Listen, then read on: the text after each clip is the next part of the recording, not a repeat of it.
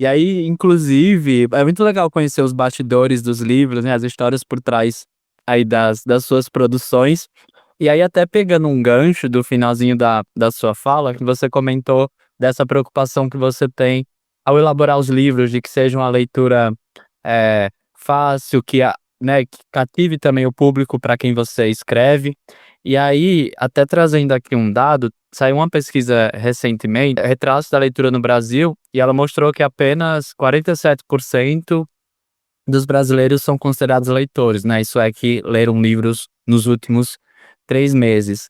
E aí, você comentou desse cenário, né? De que hoje as coisas são muito rápidas, hoje em dia os jovens, as pessoas no geral consomem conteúdos, vídeos de ali de 15 segundos. Como você vê esse cenário, assim, e a relação disso também com a leitura, com esse hábito, né, também de ler, enfim.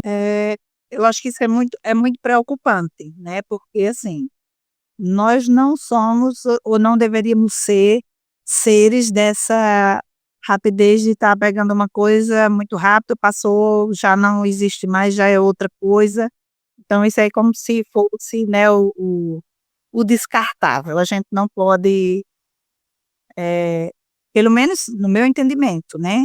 Eu acho que aproveitar o caminho, sentar para boa conversa, né? Por isso que a gente vê tanta ansiedade, tanta pressa nas pessoas correndo, correndo, correndo, para onde, né?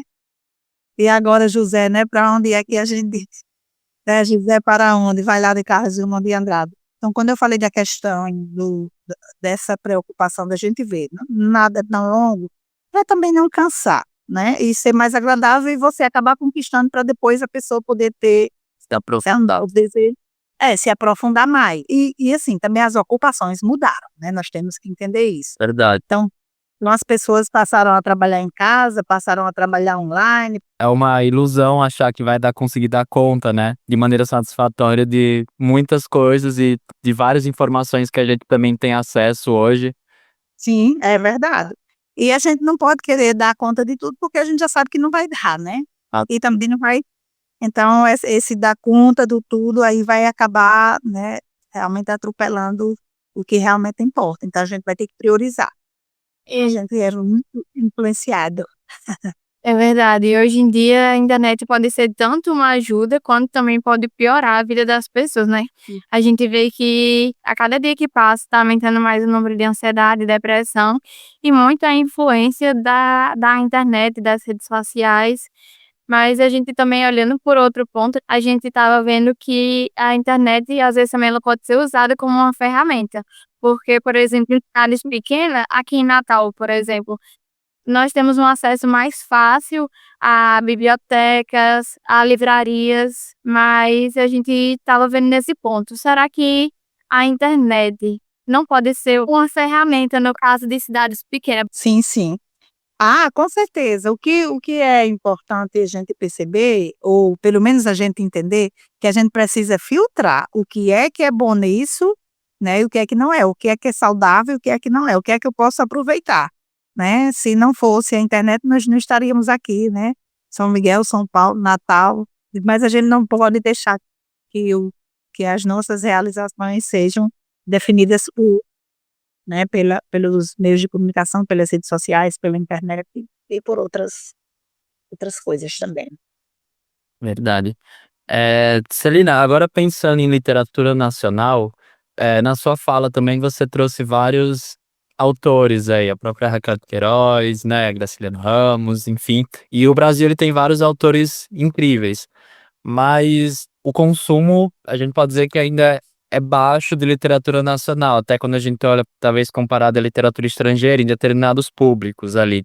Então, qual você acha que talvez seja esse principal desafio? Eu tenho um pouco, assim, da visão que a Ariane Suassuna tinha, né, da questão Outra. de valorizar o nosso, né. Não é que a gente despreze, não é que você menospreze, não é que você exclua, né, as outras literaturas, nada disso, mas a gente mostrar que a nossa também é importante. Primeiro a gente precisaria conhecer, né, também a nossa literatura, né, os vários autores importantes que a gente tem, muitos, Então, deveria ter mais uma conscientização sobre a importância da nossa literatura nas escolas, nas universidades, né? Porque as universidades têm alguns cursos que orientam para as leituras, outros não, né? Outros é mais aqui, pronto, é o conteúdo do meu curso, né? Mas as literaturas também elas vão ajudar nesses conteúdos, né? Se você pegar o Alienista de Machado de Assis, né? Se você vai fazer, aí você diz, vixe Maria, que vai trabalhar aqui com asilo, com manicômio, aí já vai para medicina, né? Se você pegar cada autor, cada história, cada literatura que você encontra, você pode levar um pouco, né, para as áreas dos cursos, para os outros cursos. As universidades pensar também um pouco, as escolas de ensino médio, né, que independentemente do curso que você vai fazer também, trabalhar, mostrar essa importância, né, que a literatura, ela tem uma importância enorme na vida das pessoas. Falando aqui do que é nosso, né, da literatura nacional, até a gente viu que o Dia da Literatura Nacional ele é comemorado em homenagem a José de Alencar, que é nordestino, igual a nós. E essa era a pergunta que a gente queria fazer também. Se você acha que tem alguma dificuldade, se tem mais dificuldade, e por que você acha de quem é nordestino em ser escritor, escritora? A dificuldade, eu acho que é no sentido da própria valorização, mas não é só na literatura. Porque, assim, se você é discriminado em alguma coisa porque você é nordestino, então, em todos os setores vai ser, né? É na escrita, é na fala, é na forma de vestir, é na forma de falar. E a gente sente que, às vezes, determinadas regiões priorizam, né, os seus autores, principalmente no sentido de premiações, de algumas coisas assim, mas que deveria entender que quando a gente fala de Brasil, Brasil são todas as regiões. Mas assim, não vejo que seja só na literatura. Se na literatura há um pouco desse deixar de lado, um pouco da discriminação, é porque a região em si, em outros setores, ela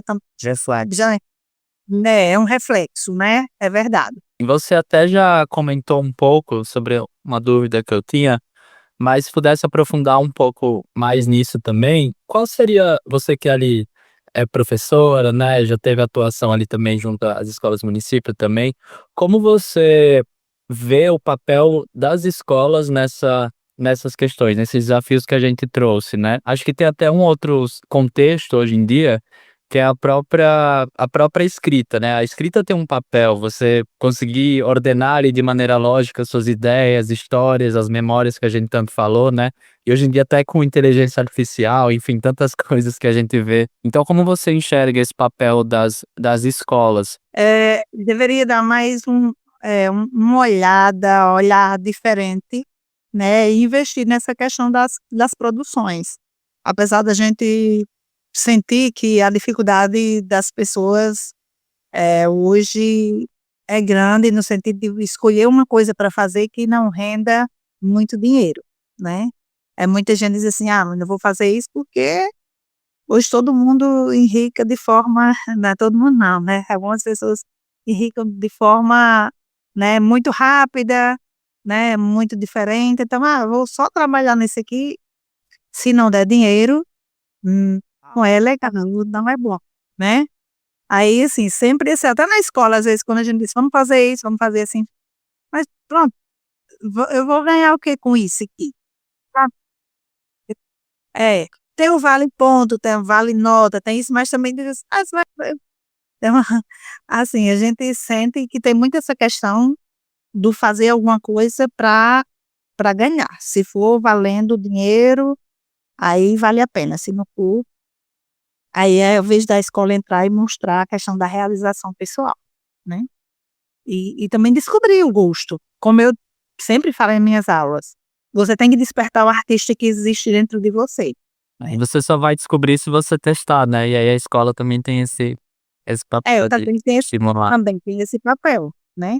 Então, a escola é muito mais para fazer você se descobrir.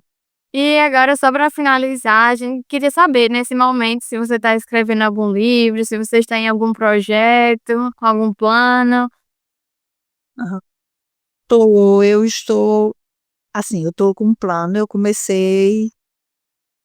com os 3 planos. A cam Eu estou com 3 planos, na realidade eu iniciei, né, tem um início de um trabalho, só que aí eu dei uma paradinha porque eu recebi um convite para fazer uma história de uma criança que tem a síndrome mucopolissacaridose, que eu participei de uns eventos em Natal, a questão das doenças raras do Rio Grande do Norte, né. E Andréia Mota, que é a presidente da associação, ela teve numa visita aqui em São Miguel, e eu dei uns cordéis, né, para ela. Aí ela disse: "Eu não acredito não, Celina, você escreve?" Eu disse: "Escrevo".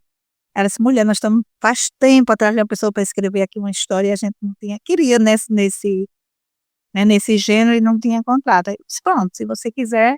Aí eu deixei o meu um pouquinho de lado, mas eu já comecei, né, um outro projeto que está andando, que também, assim, não tem nenhum problema demorar um pouquinho, que é algo que Uma construção. também.